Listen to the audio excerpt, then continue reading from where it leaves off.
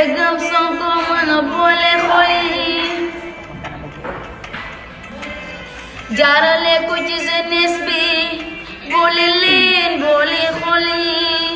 mu doon njëriñu réew mi góor gi ci cité kër góor gi li ko dale Dakar ba Casa Joal Kajoor Thiès kay ba Mbuur ñëpp nga sa ginnaaw Diomaye segam yéen a mën loolu Asama ak Ousmane Sonko moom li ñu booleeg moom te bu ñu soxlaa de loin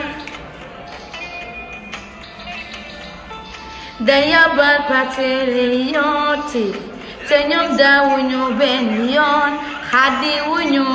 benn yoon ngir seen cofeel ci Sonko seen gëm Yàlla xol lay fay ak yéene jëf ju baax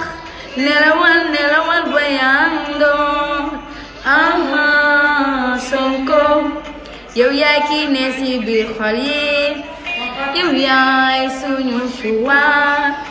inshallah fi yaa fi góor nelawal